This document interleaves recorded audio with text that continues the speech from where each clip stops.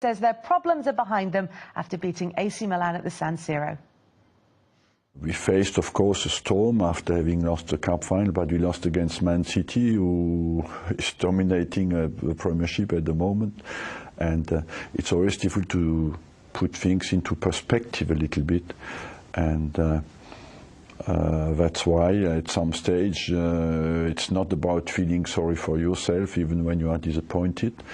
And it's just at some stage you have to stick together and show who you are, and find the resources that are linked with your pride, with your refusal to lie down. And I think there's some aspect, even in our performance last night, is down to that.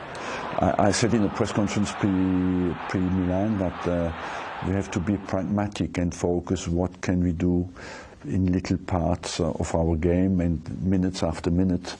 And so we have always come back what people call basics, and it is just be pragmatic. Let's attack well together and defend well together. But when you are low in confidence, it's difficult to attack well, you know.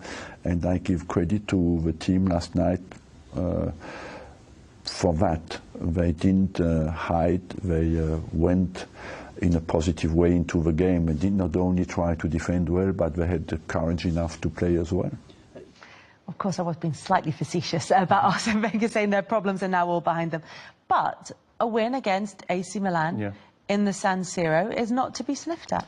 No, I don't think it's to be sniffed at. And, you know, I think that you just got to take confidence from the win. You know, losing four games on the spin, including the League Cup final, is going to start to erode away at your confidence. And I think that, yes, when you watch that game, you know, they did have a lot of space, you know, and players did play well with the time that they were afforded, and they punished, for me, a very, I don't know, you know... It's not AC Milan, though, is it? No, it was quite... But they have been on a long, unbeaten run. But Gattuso, the manager himself, and I don't want to take the shine off of Arsenal's win, because, like I say, it's all about confidence, but Gattuso himself has says the Italian league is a lot different to a Premier League and a top Premier League side, which he considers Arsenal to be, and we did. We played well and put them to the sword. And what's good about it is that they needed that win, and they needed to have something to build on, and that is what I'm taking out of that win. You know, I'm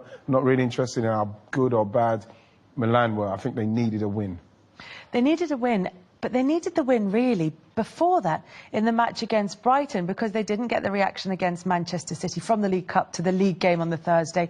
They then didn't get the reaction from the Thursday to the game against Brighton on the Sunday. And when you've got Brighton players like Liam Racine,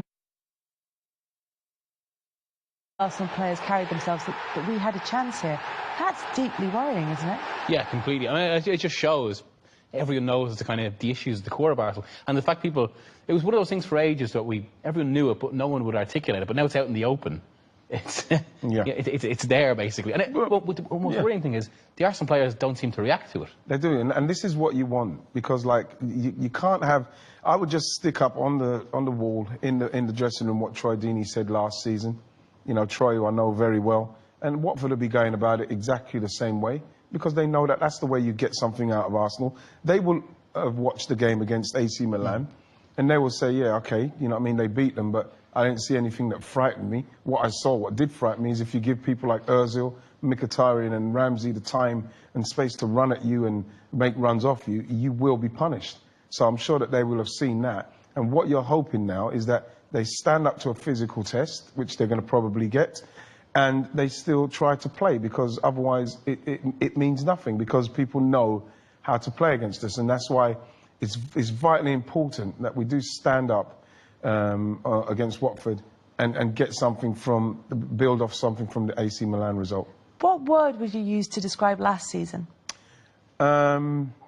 Like I'd choose for most of the season, very inconsistent. So then, if Arsenal are 9 points worse off than they were at this time last season, how would you sum up this campaign? A lot more inconsistent than last season's, even more consistent. You know, you look at it, Kels, there's been a lot of problems and a lot of stuff going on upstairs. There's a lot of change at Arsenal in respects of recruitment and what's going on, and I think that's because they're laying foundations for when the boss, whether it's going to be at the end of this season or next season, when he goes.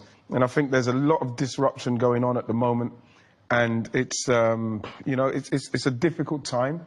And that is why the only place that can really give you a respite from it is if the players can respond and react and play well, because wins always, it kind of covers over the sadness what's going on to a certain extent. You said to stick Troy Deeney's quotes up from when they played Arsenal earlier in the season, when Troy Deeney was quite disparaging about the Arsenal players afterwards. He said they lacked cojones. Cojones, yeah. Yes, for our Spanish speaker in there. Yeah. Are we allowed to in the say room. that? Yeah, well... I mean, but it just shows that, like you said, it's something that was unspoken. I think maybe there were sort of murmurs of it after Birmingham beat Arsenal in the League Cup a few years ago. But, but there were no consistent comments from players. And now you have two Brighton players and a Watford player early in the season saying exactly the same thing. It's almost getting so rare. It's almost getting to the point where it's after that famous Ferguson anecdote that we've heard so much now about Spurs.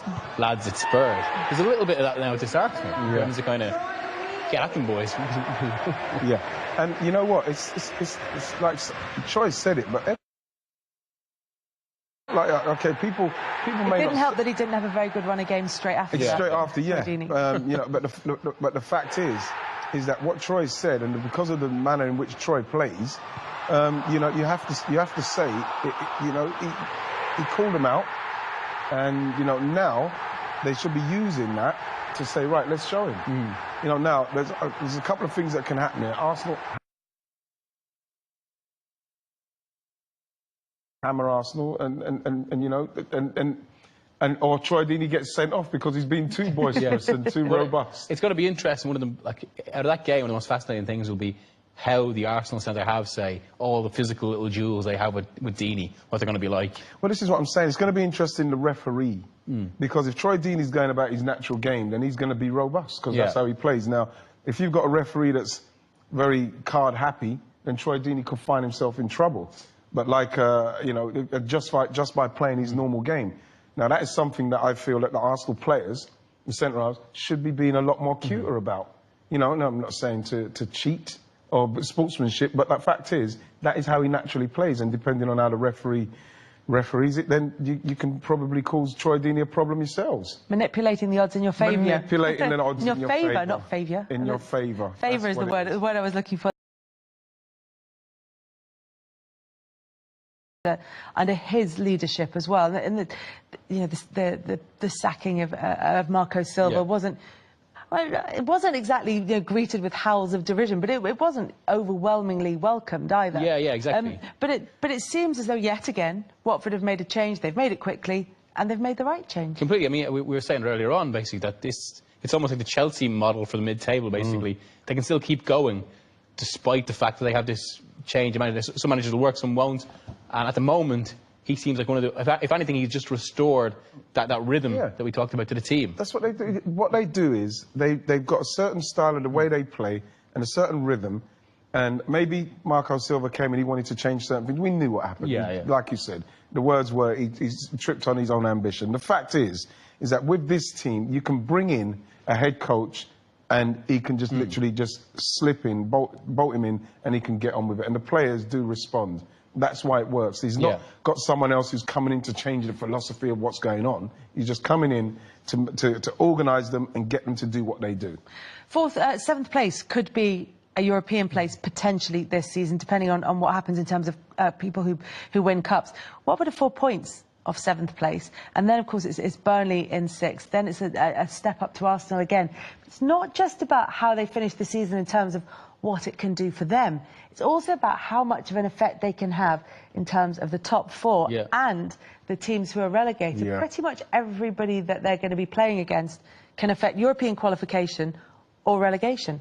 Maybe that's a state on a comment on the state of the Premier League as well. Everybody has something to play for. Well, this is it. I mean, almost half the divisions are in the relegation battle, basically. But it's that point of the season where basically we're looking at certain teams as kingmakers or, well, potential, you know, executioners, because you know Watford's what they do to these games could have such an effect.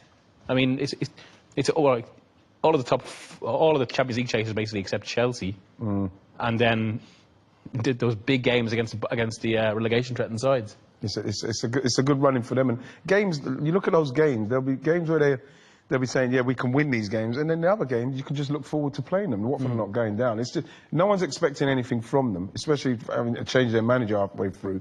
Anything they get out of those in respect of positive results is going to be brilliant for them. There's always the argument that some teams, like say, it was always the thing said about Charlton, that they get to this point of the season and they're on the beach and they're easy to play against.